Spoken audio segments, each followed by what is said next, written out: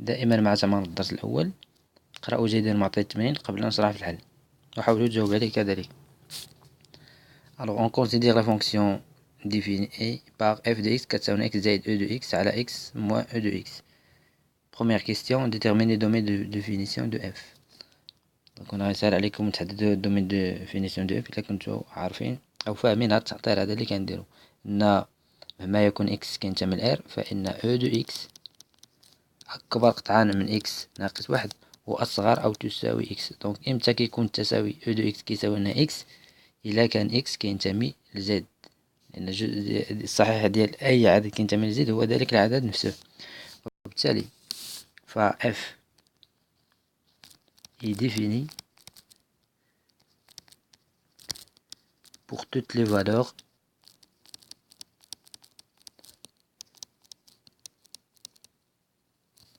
de x telles que هاد les valeurs هما يكونوا telles que.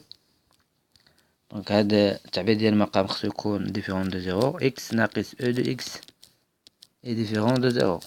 إذن هذا يكافئ لنا أن e de x خصو يكون ديفيرون دو x. إمتى قلنا الجزء الصحيح ديال شي عدد كيساوي هاد العدد نفسه؟ يعني إلا كان العدد كينتمي ل z. إذن هذا يكافئ أن x لا ينتمي إلى z. ومنه ف f est défini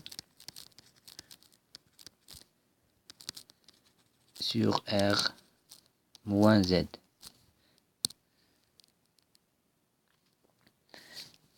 De A montrer que limite لما x يؤول 0 بلس ديال f de x كتساوي لنا واحد. دونك هنا دائما على يمين الصفر كنعتمدو هاد التعطيل الآتي.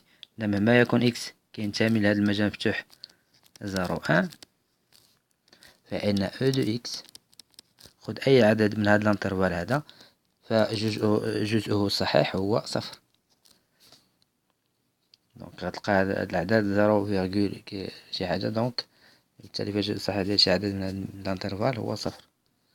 ومنه فمهما يكون x كينتمي لمجال مفتوح زيرو أن فإن التعبير ديال f دو x غيكون كيتكتب على الشكل الآتي. دونك x قلنا e دو x كيساوي صفر، دونك على x.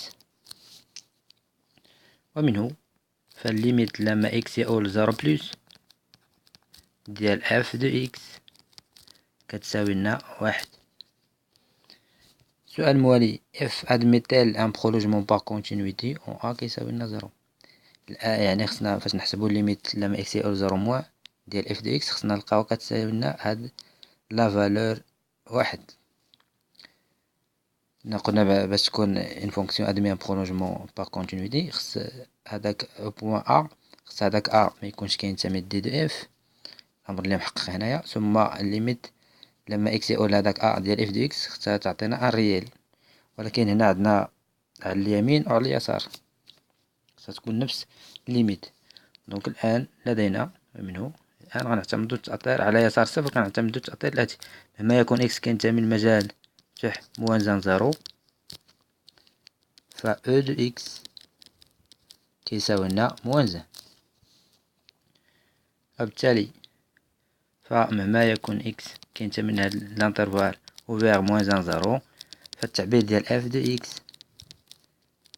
يساوي x موازن على x بلس 1. ومنه فالليميت لما x يؤول إلى 0 موان ديال f دو x فهو كيساوي لنا موازن. إذن وجدنا ما يلي: الليميت لما x يؤول 0 بلس ديال f دو x est ديفيرون ديال الليميت لما x يؤول 0 موان ديال f دو x. On conclut que donc ça غتكتبها on conclut que f n'admet pas de prolongement par continuité au point A كيساوي 0. دونك هنا السؤال الموالي سنحسب الليميت لما x يؤول 0 بلس لانفيني ديال f دو x وكذلك في موان لانفيني. دونك لدينا مهما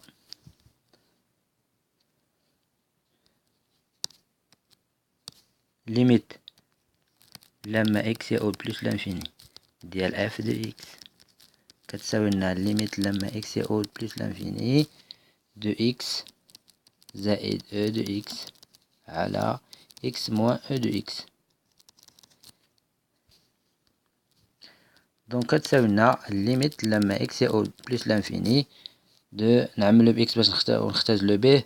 دونك اكس عامل واحد زائد او دو اكس على اكس، هنا على اكس عامل واحد ناقص او دو اكس على اكس.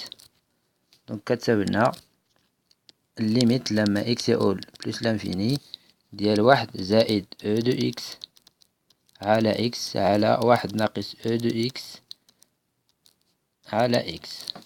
الآن خصنا نعرفو ليميت لما اكس يؤول بلس لانفيني ديال او دو اكس على اكس. ولدينا فقط للتوضيح، دونك ليميت لما اكس يؤول بلس لانفيني ديال او دو اكس على اكس كتساوي واحد، ولكن حنا خصنا نبينوها. لدينا مهما يكون اكس، لأن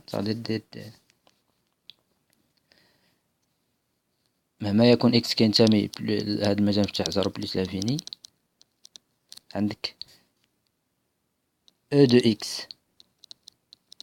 أكبر قطعا من اكس ناقص واحد وأصغر أو تساوي اكس.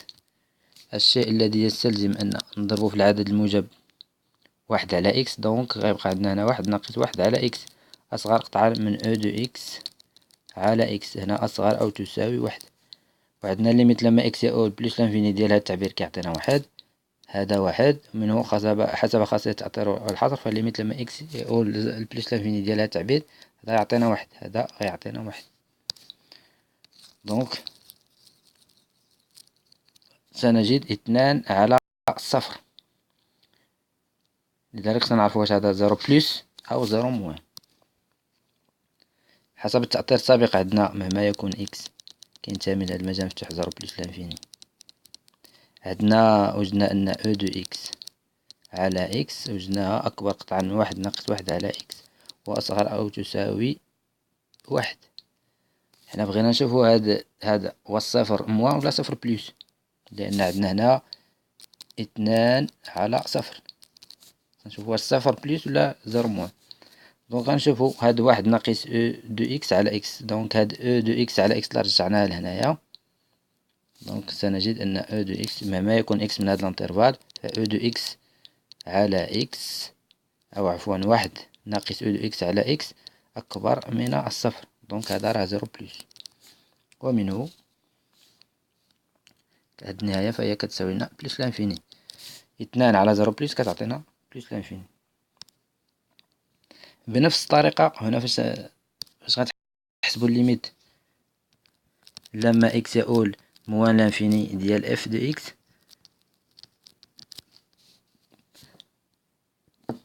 تعرفو موان لانفيني راه او دو اكس على اكس كتعطي واحد، دونك هنا غيعطينا 2 على صفر.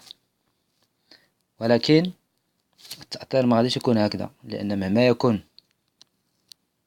عندك مهما يكون اكس كينتمي من المجال موان لانفيني زيرو، فهاد او دو اكس دونك فاش غنضربو في واحد على اكس اللي هو عدد سالب غيتعكس الترتيب، أكبر أو تساوي واحد وأصغر قطعا من واحد ناقص واحد على اكس. دونك هادي إلا رجعناها لهاد الطرف يعني أي أن واحد ناقص او دو اكس على اكس أصغر أو تساوي زيرو، هنا بقيم سالبة، دونك هادي غتعطينا في موان لانفيني غتعطينا 2 على زيرو موان. ومنه فالليميت لما اكس يؤول موان لانفيني ديال اف دو اكس فهي كتساوي لنا موان لانفيني. شكرا لكم على المتابعة، وإلى نلتقي مع تمارين أخرى. شكرا لكم.